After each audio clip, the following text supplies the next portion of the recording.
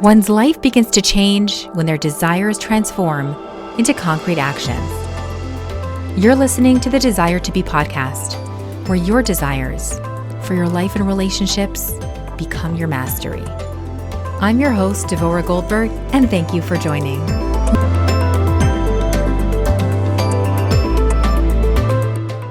Welcome to today's episode of the Desire to Be podcast. I have a special guest on with me today and a great topic in store as well. Sheva Givre, thanks for being here. Thank you. Thank you. On the Desire to Be podcast, I highlight special individuals who stand out for their positivity and light. Sheva, I've really been in awe of you for so many years because you're a public figure on the internet, which is how I found you. And you've really shared your life journey with all of us. And you may not know all of your followers, but at least for myself, being your follower for so many years, I have felt connected to you and connected to your story that you shared with us. You're a mom of 4 beautiful children, one of them Rozie, who has Down syndrome, although I see her as so much more than just that. But you've shown us throughout your journey how you navigate raising her and your other children in such a special, supportive, and proud way. Take us back to the first time that you held Rozie in your hands after she was born. You know, first, it's interesting, though, you saying as like a public figure. Like, I don't consider myself a public figure at all. And it is actually kind of strange to me when I was at an event and a woman said to me, I really like that you said about A, B, and C. And I was like, you follow me? Like, I see you in shul every day and you follow me. Like, I see it more as a journal. I've always saw it as journaling. I had a child born with Down syndrome and I was at a loss. We had no idea. She was born. We found out in the delivery room. And I just felt like I needed to share. And this was going to be my personal journal that I was going public with. But in my mind, it wasn't public. It was just me journaling my experience. In time, I said, got to start standing, and making a stance. Once we came to terms with the diagnosis that there needs to be a public stance, especially in the Orthodox Jewish community, about children with disabilities. So when I first held Rozie, it was funny is that they held her up to me and I saw her and she looked just like her siblings, exactly the same. All my kids have blonde hair and I could see that same blonde hair, she had the same look. And I didn't see that she had Down syndrome. And then they told me within minutes, it looks that your child is showing the signs of having Down syndrome. And immediately I started to cry. I was upset, but it was kind of like this whirlwind. Like I had a cesarean, so there was stuff going on everywhere. There was people everywhere. It became more of a worry of, is she okay? Like, what does Down syndrome mean? Is this an illness? Is she sick? And finally, they wrapped her up and handed her to me. And I look at this little baby and I'm going, what's the big deal? Like, what's going on? Like, why are we all freaking out? This is the cutest little girl I've ever seen after having 2 boys. This was very exciting for me. So I said to myself, like, this is a baby. She looks healthy to me. I don't understand what's going on. I don't know what Down syndrome means, but this baby is the cutest thing I ever saw. And she looks like, my baby. So they gave her to me. I held her. And I remember telling myself, all right, you can be upset, but then once they wheel you out of this delivery room, you're done.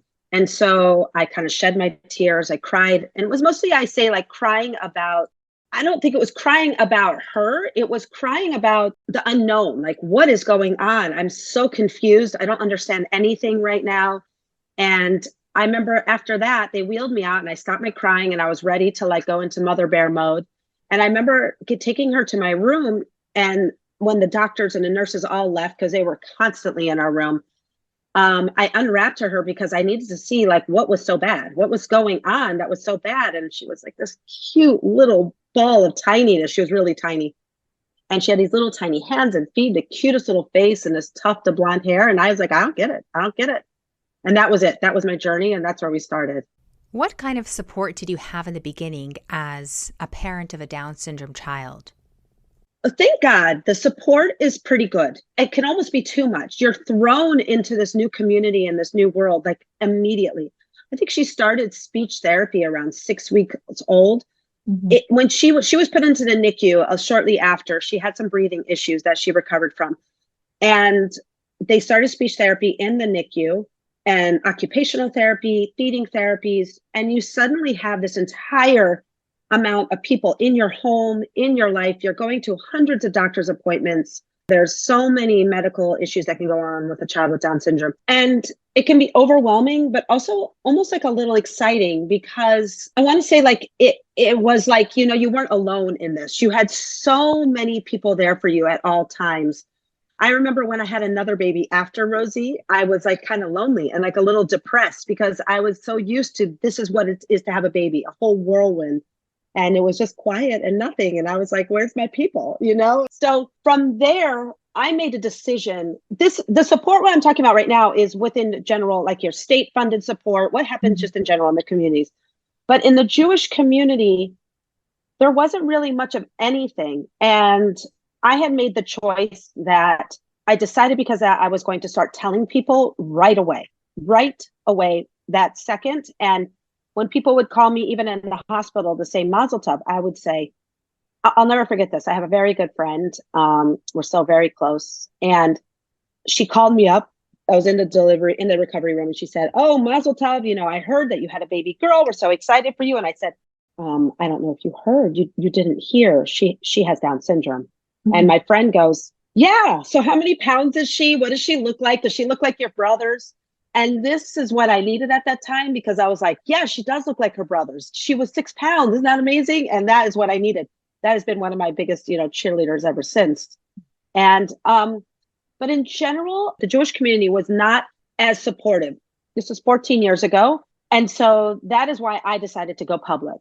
I said, there has to be more. I remember in the hospital, they gave us these books. Oh, they were horrible.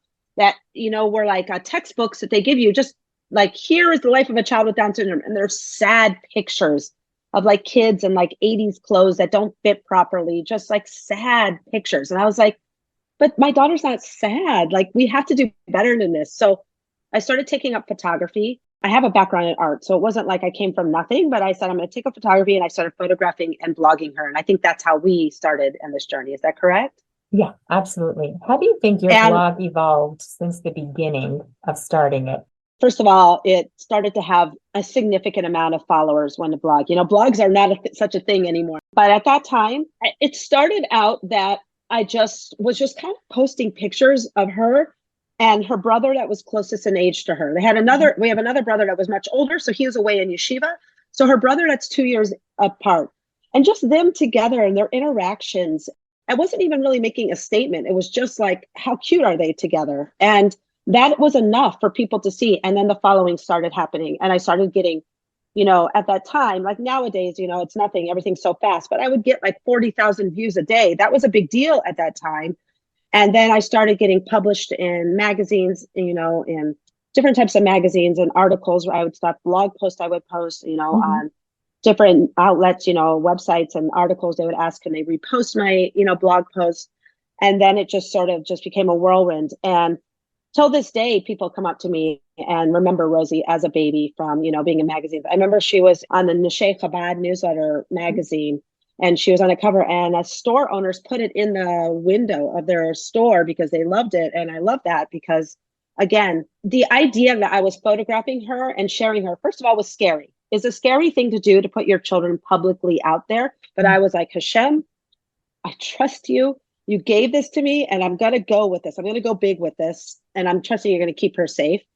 And Baruch Hashem, it's been kept that way. Let's just go ahead and just daven that it continues that way. But I just needed to see that there was different images out there. And, we are a visual people, whether, everybody says, oh, I'm a visual learner, I'm an audio learner. We're all visual people, and we're influenced by what we see on a daily basis.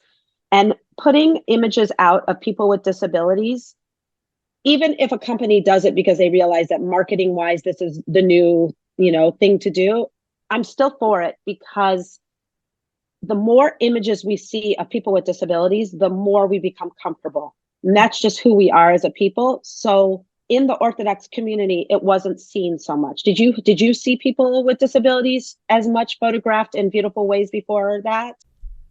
No, not really. I feel like you opened the eyes of the world, and you also brought out different avenues of how other people are embracing children with special needs, such as there were clothing lines who had children with Down syndrome modeling their clothes. It was so beautiful, so cute. And you really highlighted that in your story. And I think that the more we drip into society that these are our children, let's embrace them. Let's have them be a part of who we are and see their light, see their cuteness, see their value. There's a story that you shared recently how Rozie, who's now a teen, was singled out in a derogatory way. And it was a powerful lesson for us to see how we need to continuously be cognizant of how we show up for these children. I think that that's a big one. In the beginning, when she was a baby, it's easy. She's cute, she's little, and other little kids don't really recognize disability. When you're 3 years old and you're in a 3-year-old class, other 3-year-olds don't really recognize disability. They see their friend who they like, who's funny and this and that, and she's cute. It's a new advocacy I'm in, like you said, that as having a teenager with Down syndrome who doesn't necessarily fit the mold. And teenagers are tough across the board, like tough, tough, tough. I don't care if you have a disability or not. Being 14 and a girl is tough.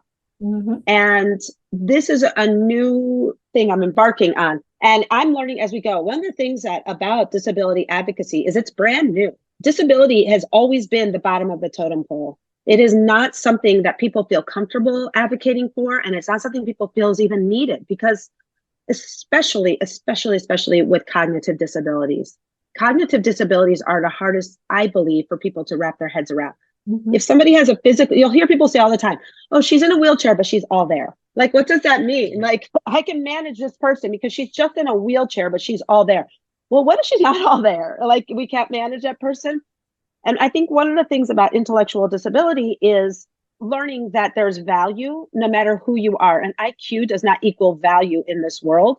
People are here. Hashem has put each person on this earth for a reason. We know that. We all know that. But actually living that and embracing that is a lot harder to embrace than what people say. I always used to say on my blog, loving a child and accepting a child are two separate things. And being able to accept where your child's at. And I'm actually on a new journey of accepting where my child's at. She's 14 years old. There's more expectations of her. She has no filter. She'll say things that are embarrassing. She says all of our family secrets. I have to remind her every day at school, before school. Hey, we're going to school today. You don't have to tell her everybody at school every time I yelled at Tati. You don't have to tell every time there was a meal that you did not like. You don't have to tell, the whole world, but she does. And that's a new thing that I have to learn to accept, that there's no secrets in our family. And it's interesting because as she's getting older and she's wanting these things, people with cognitive disabilities are much more susceptible to manipulation and scams and these type of things. Oh, really? I don't know if I could give her a credit card in her life, even at 16, 17. Would somebody scam her? Would a kid in school who maybe isn't a nice kid convince her to purchase things for them with that and she not understand? Yeah, that is something to think about. And these are new adventures that we're on that I'm learning with her. And I'm willing to take these adventures. Like I'm calling it an adventure versus a challenge, because these are new things that we're learning about being an adult. One of the things she keeps asking me about is getting a driver's license. And I see this as a common across the board in the Down syndrome community about people with Down syndrome driving. And no, I don't know. I think that's also okay to say, I don't know, not have all the answers. Do I think she could physically drive and learn how to drive? Yeah. Did you see the video where I let her drive the golf cart around the campgrounds? Yeah, I saw that one. And she does a really good job. Like, she understands the road. She understands how to level the car out and where to turn and how to stop. She understands all that. Mm-hmm. But would she be able to have the reflexes in, when we drive, it's a natural reflex. Like we the way we respond and all these things. Like, have you ever driven somewhere and you're like, how did I even get there? My mind was wandering so much. I don't even know how I got mm-hmm. there. Yeah. And I'm like, how did I arrive here? That type of stuff is not natural for people with Down syndrome. And I'm not sure if she was in an accident or know what to do mm-hmm. and how to deal with that. But that's something we will deal with. We will deal with it. Maybe we'll buy a golf cart for our neighborhood and that will be her driving. One thing that I love that you've commented throughout Rozie's life so far is the blessings that she brought to your family, the light that she is. Tell us more. Yeah, it's funny because there's a conversation that I just had with my husband this morning, and I don't even know if I want to share it publicly because it was something that happened about a family who has chosen to keep their child with Down syndrome secret. And so let me go with that. So if somebody's chosen to do it, we chose not to keep it secret. And one of the reasons I talk about a lot in my Down syndrome support groups are Your job is to set the tone. Society is going to set a tone. Society will make decisions about your child. So why don't you set it before they do? So when Rozie was a baby, people would come up to me and they'd go, oh, we heard about Rozie. And I'm like, you heard, Baruch Hashem, that she has Down syndrome? I wouldn't let them set that tone. I actually got like condolence phone calls. I just want to call to let you know we heard the news and we're so sorry. We're so sorry. And I'm like, she's healthy, she's happy, she's thriving, she's doing well. What are we sorry for? What are we sorry? That her IQ is not going to be 150? Like, I don't even believe in IQ tests, like whatever. But I know. So I decided to set that tone. And when I decided to set that tone, I realized that this is across the board with all of our children. I said before that loving your children, we all love our children, but accepting our children, that's a whole nother ballgame. And it taught me on any really level, is. Whether they have disabilities or not. I love how you said 100%. that. We love them, but do we accept them for their shortcomings? Because we're all not perfect. So do we accept them for where they're at? No, and it's hard, and a lot of people don't. But I will say that the bracha of Down syndrome is that it's taught me to learn to accept my children at all their different levels of who they are. And I think it made me a better parent across the board. And that's why I really say it's a blessing versus something that was hard in our family. It taught me to, in general, be a better person, a better human, a better Jew, just better across the board. Because if I could accept her, who is essentially somebody who is seen as no value to our society. We have to remember that, 30 years ago, that's not so long ago, people with Down syndrome were still being institutionalized. Mm-hmm. Yeah. They just were automatically institutionalized from being a baby. There's not even that much research on how to educate people with Down syndrome because they were considered uneducatable. And that now when the research is coming out, we're suddenly discovering, oh my gosh, people with Down syndrome can start reading. My daughter started reading at 2 years old because of a system. Some studies show that people with Down syndrome are early readers. They can read really well. And she does. She's a fantastic reader in both English and in Hebrew. And she helps her sister with her homework. Like how you used her strength to help her younger sister in an area where maybe one day her younger sister might be better than her, but right now it's a strength, and you bring that out in such beauty and love. It's something that I think about a lot now.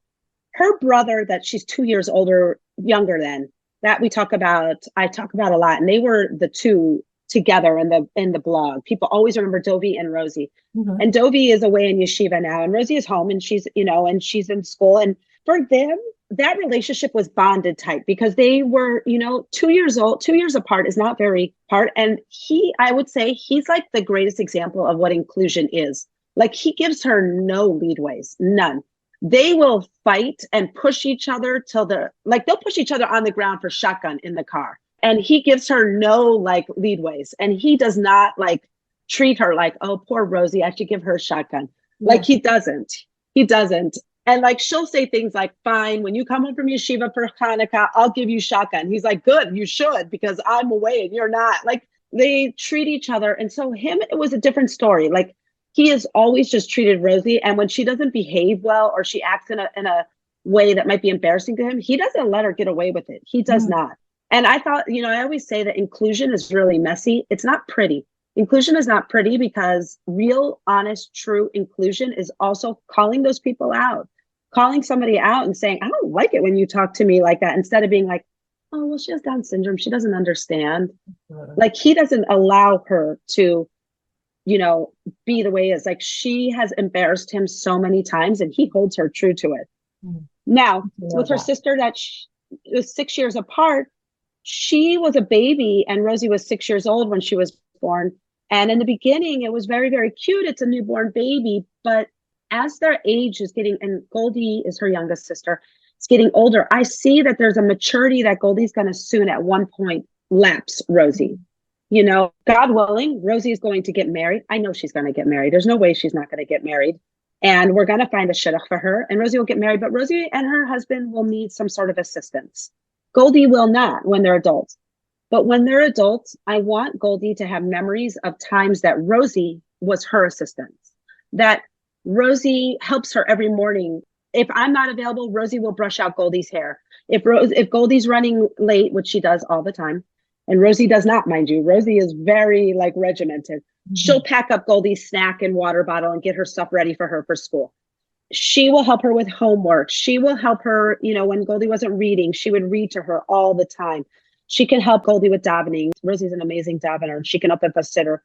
She actually davens, she does chitas every day, and Goldie does not. And so I want Goldie to have these memories, these core memories of their childhood, because at one point, Rozie is going to be developmentally different than when Goldie and her are adults. But I want Goldie to be like, she wasn't always, she had value, and she did so much to help me grow up. And I want her to see kind that. of like she has to depend on her in some sense as a younger sister.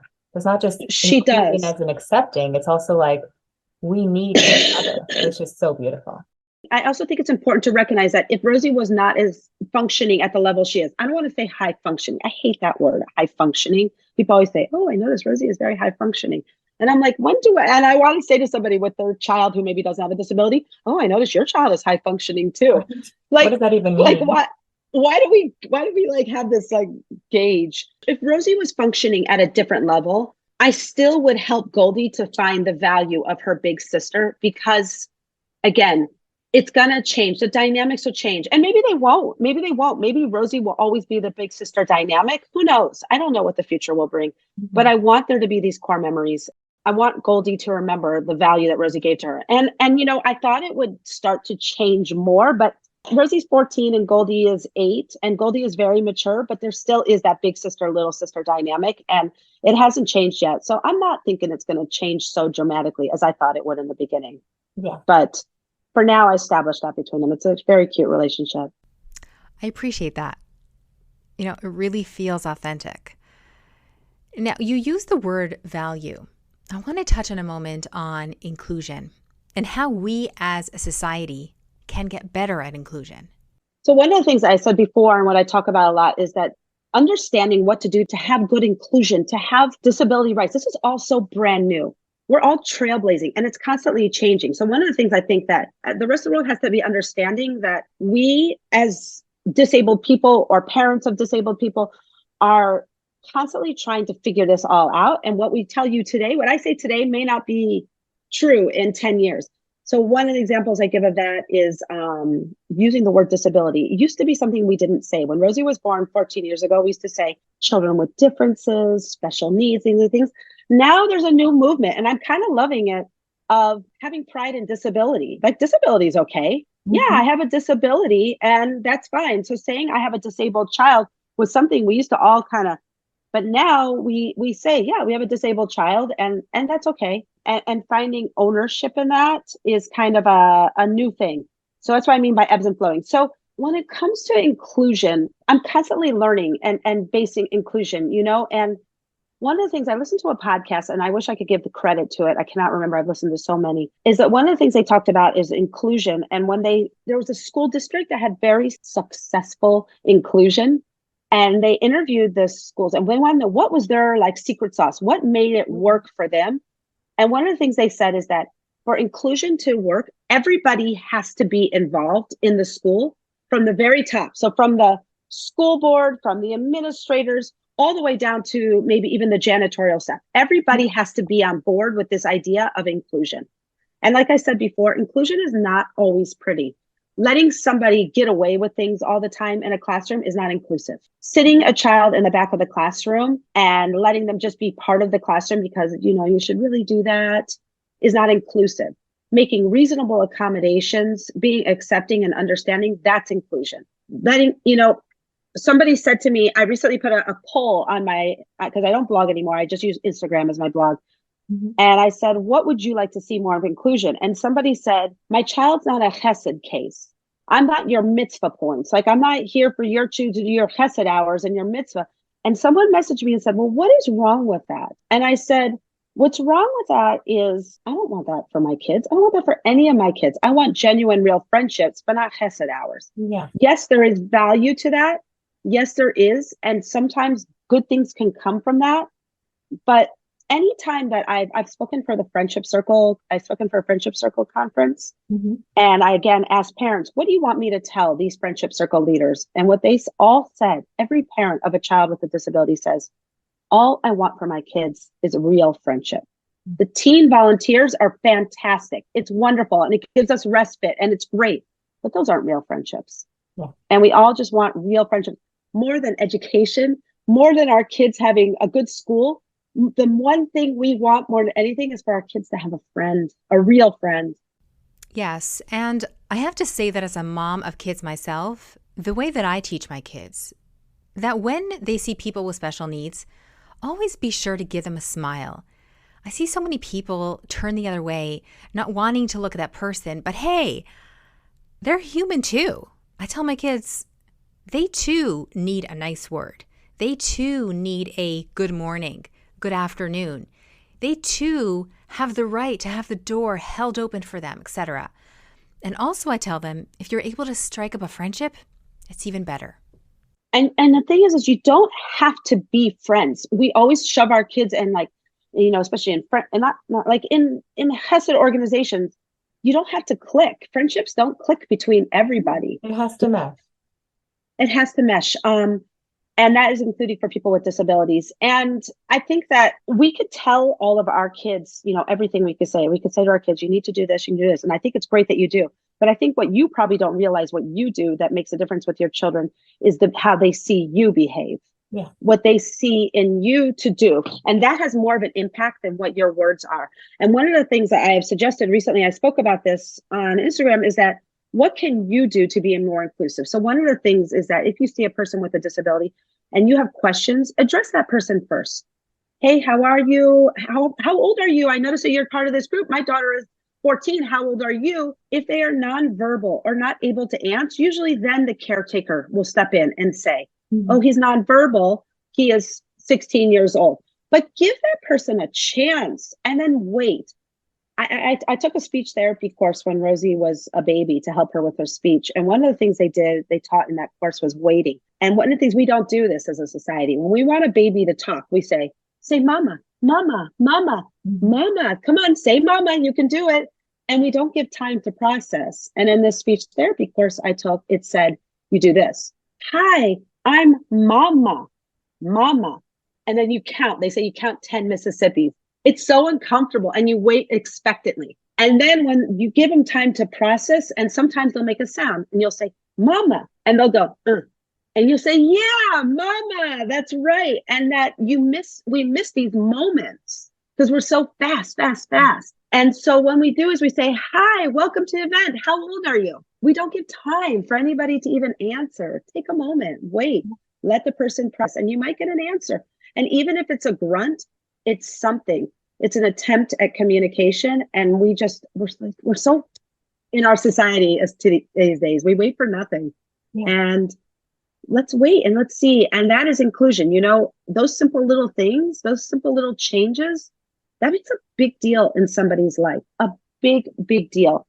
I want to end off with one final question. What's your desire for Rozie? What's your desire for yourself as her mom? And what might be your desire for the world that Rozie is growing up in? Obviously, acceptance. You know, I don't want people to look at her and be like, Chatz v'shalom, God forbid that happens to us. My goal is I want somebody that when they have a child with Down syndrome, because it's going to keep happening. This is something that happens in our life. Just like I have all my children have blonde hair and blue eyes. We don't have blonde hair and blue eyes anywhere on either side of the family. Oh, really? Things happen. Yeah, isn't that weird? And they're real blondes. They're blondes into adulthood and teenhood. They're real blondes, not little kid blondes that turn brown. They're blondes. So I think that, you know, as a society that we need to say, I want somebody, especially in the Orthodox Jewish community, when they have a baby that is born with some sort of chromosomal difference or something that's different, to be like, okay, I could do this. This is okay also. We have brown hair and all of our kids are blonde hair. It's okay. You know, I always say, like, I relate it to like curly hair. I have naturally curly hair. It's harder to maintain than straight hair. But we don't look at a kid with curly hair and think, oh, God forbid, this is so sad. This is that. Now I'm going to have to buy more shampoo, probably a lot more conditioner, a lot more products. No, we deal with it. I want that same type of mentality to be with disability. And yes, I totally am aware that there are disabilities that are challenging. People always say like Down syndrome is the Cadillac of all disabilities. I don't even know what that means. There are many, many different spectrums in all types of disability, not just Down syndrome. Down syndrome has a full spectrum. Autism does. All different types of disability have spectrums. And yeah, there are many people who are functioning and are struggling more than others. And this is us, again, also as a society. We have people that struggle that don't have a diagnosis. We have people that don't struggle. There's going to be many, many types of people. So yes, there are people with disabilities that struggle more, who have other, there can be aggressive, that can be dangerous, that can be other things going on. But at the end of the day, we are all humans that are put on here for a reason. And that's it, period. Hashem has chosen for this neshama to come into this earth at this time for a reason. And it's our job to figure out what that is. Yes. And I think that the more that people hear your story, the more that people see the light that you're shining in this world on the special needs community, our special needs children, teens, adults, etc. I think that collectively, we will all be in a better place. We will all be able to cultivate more of an inclusive attitude and perspective. Sheva, I'm going to drop your contact info in the show notes for any of my listeners who want to reach out to you directly. Once again, thank you so much for joining the Desire to Be podcast. What a great episode. Thank you for being here. I truly, truly appreciate you. I'd love for you to tap 5 stars and let me know what resonated. Be sure to connect with me on Instagram, Facebook, and LinkedIn under my name, Devorah Goldberg. That's where I give you more content. That's where we're able to engage even further. Until next episode, stay safe and be well.